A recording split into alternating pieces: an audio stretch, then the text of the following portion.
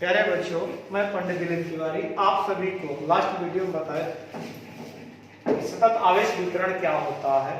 और सतत आवेश वितरण में हम आपको ये भी बताए थे कि सतत आवेश वितरण में रेखीय आवेश वितरण, पृष्ठ आवेश वितरण और आयतन आवेश वितरण से रिलेटेड एक आपका रैखिक आवेश घनत्व आता है, एक पृष्ठ आवेश घनत्व आता है और एक आयतन आवेश घनत्व आता है। उन तीनों के बारे में हम बता चुके हैं। अब हम जानेंगे कि रेखीय आवेश वितरण क्या होता है, पृष्ठीय आवेश वितरण क्या होता है, आयतन आवेश वितरण क्या होता है। सबसे पहले हम थोड़ा जान लेंगे सतत आवेश वितरण का मतलब होता क्या है। तो हम इसमें ये बताए थे कि जब आवेशों का वितरण किसी पृष्ठ पर, इस चालक के पृष्ठ पे एक समान रूप से होता है तो उसको सतत आवेश वितरण कहते हैं। सतत आवेश वितरण जो होता है वो तीन प्रकार से हो सकता है। अब एक एक करके हम तीनों को पढ़ेंगे। आइए हम तीनों को पढ़ते हैं एक एक करके। देखते हैं कि रेखीय आवेश वितरण।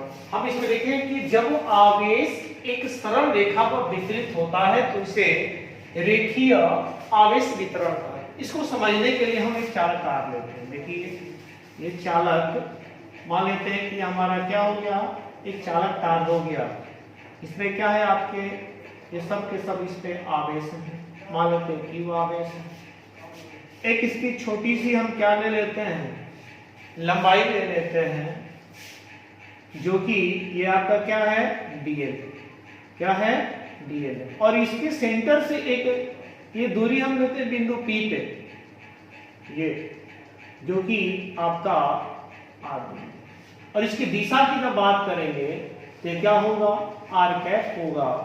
और इस बिंदु P पे एक और हम लेते हैं क्या, परीक्षण आवेश Q0, क्या लेते हैं Q0। अब देखिए हमको करना क्या होगा, जो dl लंबाई है इस पे भी आवेश होगा, इस पे जो आवेश होगा यह आपका dq होगा।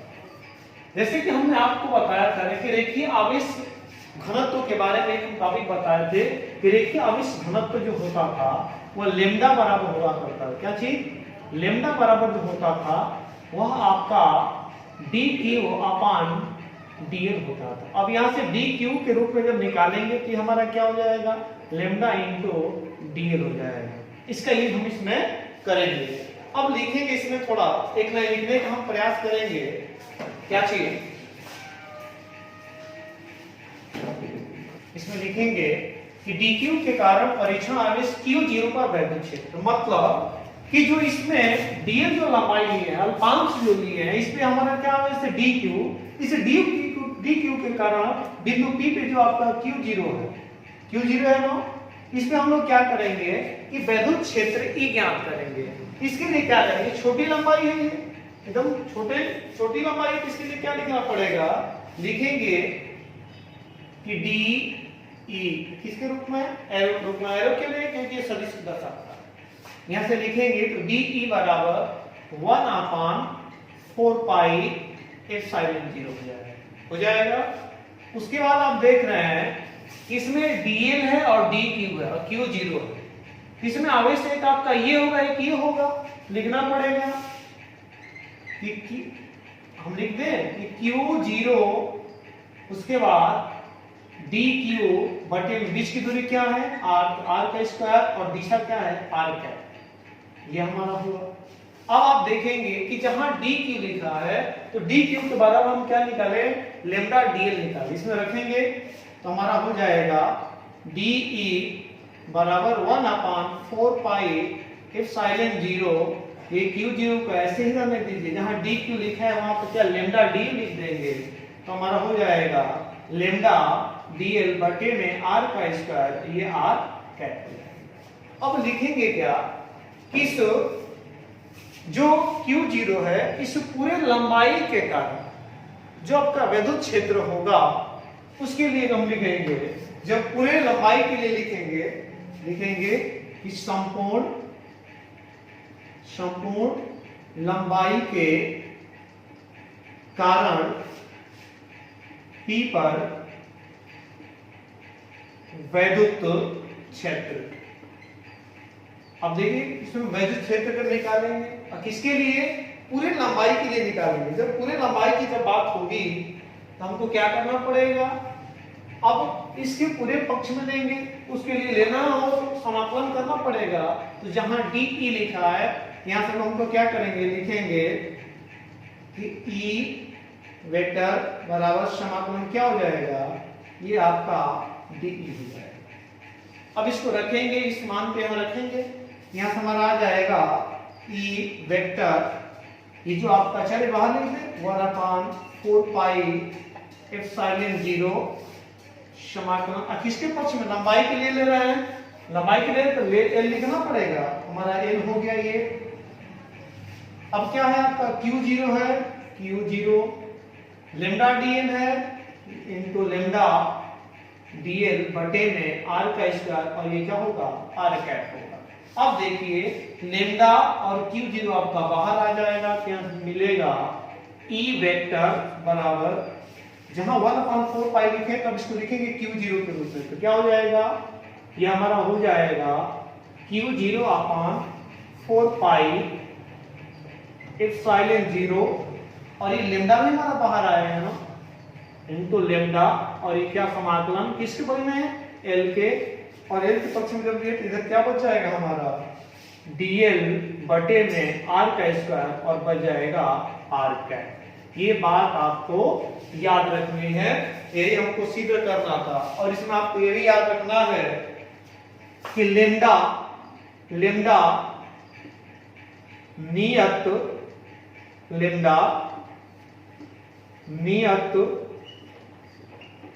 होने पर, लेमडा क्या होना चाहिए, नियत होना चाहिए, तब जाकर हमारे क्या होगा, प्राप्त होगा। अब हम लोग पढ़ेंगे पृष्ठीय आवेश वितरण के बारे में, आइए अब देखेंगे पृष्ठ आवेश वितरण के बारे में। देखिए लिखा है कि जब आवेश एक क्षेत्रफल पर वितरित होता है, जब आवेश एक क्षेत्रफल पर वितरित होता है तो इसे पृष्ठ आवेश वितरण कहते हैं। जैसे कोई चालक का सतह या शीट हो, जैसे एक हम लेते हैं, देखिए इस प्रकार से एक हम सतह या शीट लेते हैं,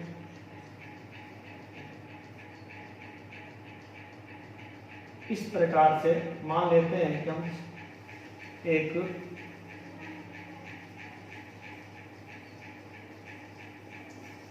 इसमें सब क्या है आपका आवेश है, ठीक है। मान लेते हैं इसका एरिया ए है, इसमें आपका क्यू आवेश है, और ये जो छोटा सा क्षेत्र ले रहे हैं, इसका एरिया की जो बात होगी ये हमारा dA होगा, और इस पे जो आवेश आपके जो होंगे यह आपके dQ होंगे। अब मान लेते हैं कि यहां से एक एक बिंदु P है जहां पर आवेश क्या है Q0, और इसकी दिशा जो है इधर। अब थोड़ा इसमें हम ये देखेंगे कि जिस प्रकार हम निकाले थे, देखिए आवेश घनत्व, इसमें पृष्ठ आवेश घनत्व भी होगा। तो पृष्ठ आवेश घनत्व के लिए हम क्या करेंगे कि सिग्मा के तौर पे निकालेंगे, तो हमारा पृष्ठ आवेश घनत्व सिग्मा बराबर जो होगा यह हमारा dQ बटे में dA होगा, और यहां जब निकालेंगे तो यहां से dQ का जो मान होगा यह सिग्मा dA आएगा, ये आप याद रखिएगा, इसका इंग्लिश में। अब देखिए हम क्या लिखेंगे, लिखेंगे कि dQ के कारण, कहां जो dA पे, dQ के कारण Q0 पर वैद्युत क्षेत्र, क्या लिखना पड़ेगा, लिखना पड़ेगा कि dQ के कारण Q0 पर, देखिए थोड़ा लिखते हैं, dQ के कारण, dQ के कारण, या dA है ना, उसमें एरिया, उसमें एरिया है, के हिसाब से करेंगे, ये हम dA के लेंगे, dA के कारण बिंदु P पर, बिंदु P पर, देखिए बिंदु P पे जो आपका है Q0, उसमें हम लेंगे, तो बिंदु P पर वैद्युत क्षेत्र। अब वैद्युत क्षेत्र ई लेना पड़ेगा। वैद्युत क्षेत्र देखिए डी ए के कारण की बात हो रही है, हमको लिखना पड़ेगा डी ए के पक्ष में लिखेंगे कि D E vector 1/4 pi epsilon 0। अब देखिए हमारा एक यहाँ पे क्या है, आवेश डी क्यू है और एक आपका क्या है क्यू 0 है।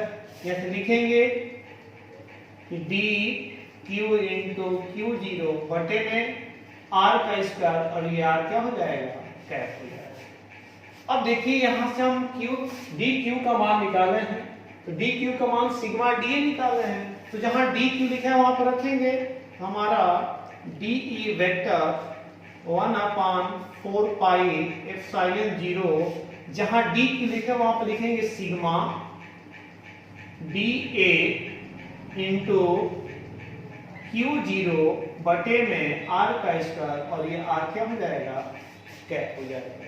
अब हमको लिखना पड़ेगा कि संपूर्ण पृष्ठ के लिए लिखेंगे संपूर्ण पृष्ठ के कारण वैद्युत क्षेत्र।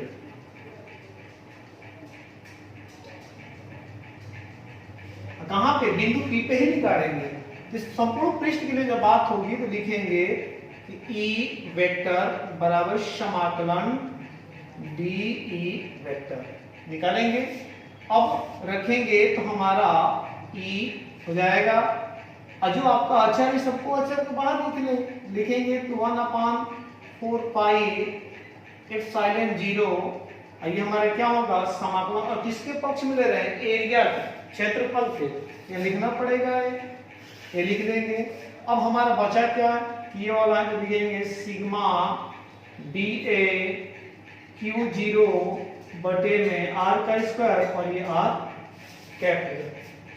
अब देखिए इसमें आपका जो बाहर लेने रहा है तो इसको बाहर ले लेंगे, तो हमारा हो जाएगा ई वेक्टर, ये जो वहां लिखेंगे यहाँ इसके अंदर क्यू 0 लिखते हैं, लिखेंगे कि क्यू 0 बटे में 4 पाई एप्सिलॉन 0, इसमें से सिग्मा भी आपका बाहर आएगा ना, तो लिखेंगे सिग्मा इंटू इस समाकलन एरिया के पक्ष में क्या होगा डी ए बटे में आर का स्क्वायर और आर कैप होगा।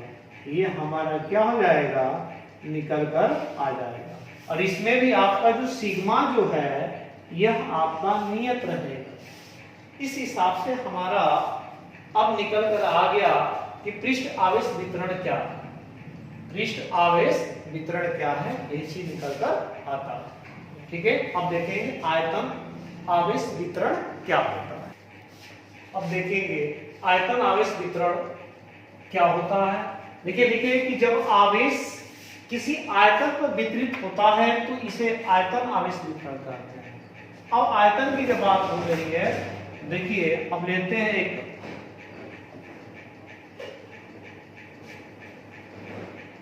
ये हमारा हो गया,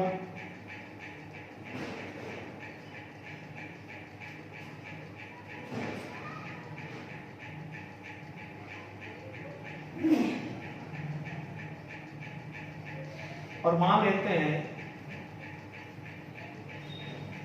इस टाइप का, इसमें क्या है आपके सब आवेश, सब क्या है आवेश,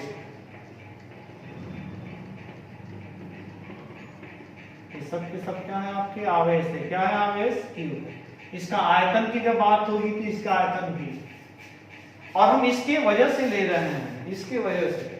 तो बताइए यहां से मान लेते हैं कि कुछ दूरी पे, मतलब r जो दूरी है, यहाँ पर एक बिंदु P है और यहाँ पे एक आवेश आपका Q0 है, इसको परीक्षण आवेश कहेंगे। इसकी दिशा जो होगी ये होगी, इसको r कैप लिख देंगे। अब बताइए कि इस आयतन का अगर हम छोटा सा भागांश लेते हैं, ये क्या होगा, ये आपका dv होगा, और इसमें आवेश जो होगा आपका क्या होगा, यह आपका dq होगा। और पीछे हम आपको आयतन आवेश घनत्व के बारे में बताए थे कि आयतन आवेश घनत्व जो होता, आयतन आवेश घनत्व जो होता है जिसको रो से दिखाते हैं, यह डी क्यू बटे में टीवी के क्या होता है बराबर होता है। यहाँ से डी क्यू को जब निकालेंगे तो हमारा क्या हो जाएगा, रो इंटू डी वी हो जाएगा। ये आप बात याद रखिएगा, पिछले वीडियो में बताए भी थे। अब हम लिखेंगे क्या कि डी वी के कारण, क्या लिखेंगे, डी या अल्पांश रूप से छोटा ले रहे हैं एरिया ना, अल्पांश डी वी के कारण P पर, बिंदु P में लिख सकते हैं, P पर वैद्युत क्षेत्र, वैद्युत क्षेत्र लेंगे। अब बताइए कि जब वैद्युत क्षेत्र लेंगे या वैद्युत बल लेंगे तो हमारा क्या हो जाएगा, लिखेंगे डी ई वेक्टर बराबर 1/4 पाई एप्सिलॉन 0। इतना तो काम हमारा होगा। अब आपको देखिए एक आपका डी क्यू है, एक आपका क्यू जीरो है, जैसे हम लिखेंगे तो हमारा क्या होगा, D Q into Q zero. अब इसकी दूरी क्या, आर का स्क्वायर हो जाएगा, ये दिशा आर कैप हो जाएगा। अब देखिए निकालें कि जहाँ डी क्यू है वहां पर क्या लिखेंगे, रो डी भी लिखेंगे, तो हमारा हो जाएगा D E vector 1/4 pi epsilon 0। जहां डी क्यू लिखे वहां पर रो डी भी लिखेंगे, लिखेंगे rho D V into Q zero बटे में आर का स्क्वायर, और ये क्या हो जाएगा, आर कैप हो जाएगा। ठीक है, अब इसमें लिखेंगे कि संपूर्ण आयतन के आवेशों के कारण, क्या लिखेंगे, संपूर्ण, क्या लिखेंगे, संपूर्ण आयतन, संपूर्ण आयतन के, संपूर्ण आयतन के आवेशों के कारण, आवेशों के कारण वैद्युत क्षेत्र, वैद्युत क्षेत्र या वैद्युत बल। अब बताइए तो इसके लिए क्या लिखना पड़ेगा, ई वेक्टर बराबर समाकलन डी ई वेक्टर, इसके पक्ष में समाकलन करेंगे। जब हम रखेंगे तो हमारा क्या आएगा, ई वेक्टर बराबर, इस समाकलन से पहले अच्छा हमें बाहर लिख लें 1/4 पाई एप्सिलॉन 0, इस समाकलन किसके पक्ष में, देखिए डी है ना, आयतन है, तो आयतन के पक्ष में क्या क्या लिखना पड़ेगा, भी लिखना पड़ेगा। अब भी लिखे, अब देखिए ये लिखना पड़ेगा हमको ना, तो हमारा रो डी वी क्यू जीरो बटे में क्या हो जाएगा, आर का स्क्वायर, ये आर कैप हो जाएगा। अब थोड़ा इसमें ये समझेंगे कि जो बाहर निकालने लायक है बाहर निकालेंगे, बाहर निकाल कर जब लिखेंगे तो हमारा क्या हो जाएगा, ई वेक्टर बराबर 1/4 पाई, तो क्यू जीरो बाहर है तो क्यू जीरो बटे में 4 पाई एप्सिलॉन 0। अब देखिए इसमें से आपका रो भी बाहर आएगा, तो लिखेंगे रो, ये आपका क्या समाकलन इसके रूप में आयतन के, बचा क्या हमारा, तो डी भी बटे में आर का स्क्वायर, और क्या हो जाएगा, आर कैप हो जाएगा। यह हमारा क्या हुआ, शीट, ये हमारा क्या आएगा, लास्ट में निकल कर आएगा। और इसमें भी आपको याद रखना है कि जो आपका रो है, यह रो आपका नियत रहेगा। इस तरह से हमारे सतत आवेश वितरण में तीनों के तीनों खत्म हुए, एक रैखिक आवेश वितरण, पृष्ठ आवेश वितरण और आयतन आवेश वितरण। इसमें सबसे महत्वपूर्ण जो चीज है, इसमें आपका जैसे रेखीय आवेश घनत्व है, पृष्ठ आवेश घनत्व है और आयतन आवेश घनत्व है। जैसे ये हम निकाले हैं, उसमें भी निकाल कर दिखाए थे, हमारी पिछली वीडियो आप जब देखेंगे उसमें सब हम बताएंगे कैसे क्या होता है, उसके बाद हम इसको बनाए। ठीक है, अब आगे हम लोग देखेंगे, ये टॉपिक हमारा पूरा हुआ, मिलते हैं अब नेक्स्ट